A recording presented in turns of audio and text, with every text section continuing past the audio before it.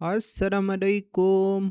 तो ज़्यादातर भाइयों की यही क्वेश्चन होता है कि बिलाल भाई हम बैक टेस्टिंग किस तरीके से करें। तो बैक टेस्टिंग की एक ईजी और सिंपल तरीका मैं आप लोगों को एक्सप्लेन करने वाला हूँ, जो मैं खुद यूज़ करता हूँ और जिसने मुझे ज़बरदस्त और बेहतरीन रिजल्ट दिया है, सही है। और इसके साथ साथ आप लोगों की बैक टेस्टिंग करना इंतहाई आसान और ईजी भी हो जाएगा और आपको बैक टेस्टिंग करने में मज़ा भी आएगा।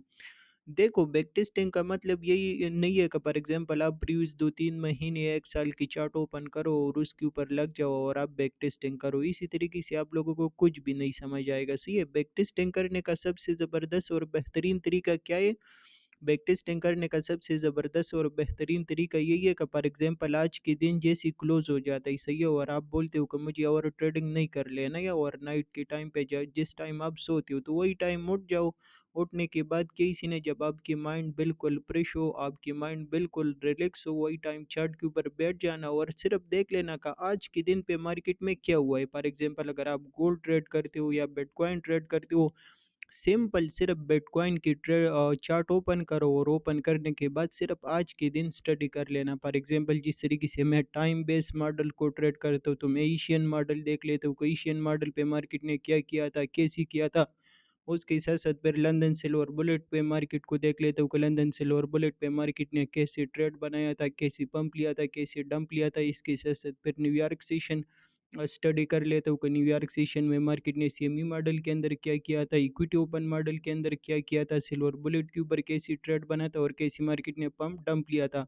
तो पूरा आइडिया ले लेना और प्रॉपर तरीके से सिर्फ आज के दिन को स्टडी कर लेना। तो आज के दिन प्रॉपर तरीके से स्टडी कर लेना और जैसे आपको प्रॉपर तरीके से समझ आ जाए कि आज मेरी स्ट्रेटेजी के मुताबिक किस तरीके से ट्रेड बना था, मुझे उसके ऊपर किस तरीके से ट्रेड लेना चाहिए, किधर स्टॉप लॉस लगाना चाहिए, किधर टीपी लगाना चाहिए और उसको किस तरीके से ट्रेड करना चाहिए।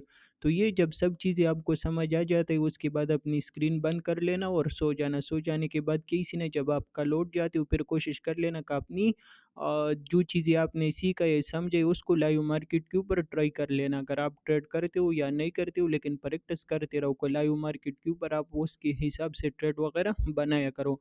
बनाने के बाद किसी ने जैसे फिर वो दिन क्लोज हो जाता है, क्लोज होने के बाद सेम तरीके से फिर से आप बराबर तरीके से मार्केट को रीड कर लेना, समझ लेना और उसके बाद फिर से सो जाना।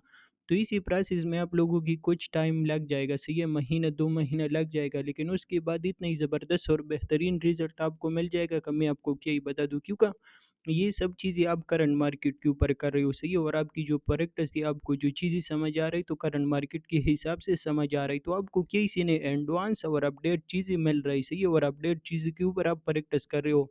तो आपको फिर हर कंडीशन में ट्रेड करना समझ आ जाता है। जब मार्केट रेंज में होता है, वो आपको एडवांस में आइडिया होता है कि रेंज में मुझे किस तरीके से ट्रेड कर लेना है। अगर मार्केट ट्रेंडिंग में हो तो आपको आइडिया होता है कि मुझे ट्रेंडिंग में किस तरीके से ट्रेड कर लेना है, क्योंकि आप डेली बेसिस पे प्रैक्टिस कर रहे हो और डेली बेसिस पे मार्केट को स्टडी कर रहे हो। तो मार्केट जब आपके पास ट्रेंड में भी होता है, आपको आइडिया होते हैं मुझे किस तरीके से ट्रेड लेना है, किस तरीके से अकाउंट को मैनेज कर लेना है, हर एक चीज़ का आइडिया होता है। तो ये है बैक टेस्टिंग करने का तरीका और ये है ट्रेडिंग में कामयाबी का सबसे बड़ा राज।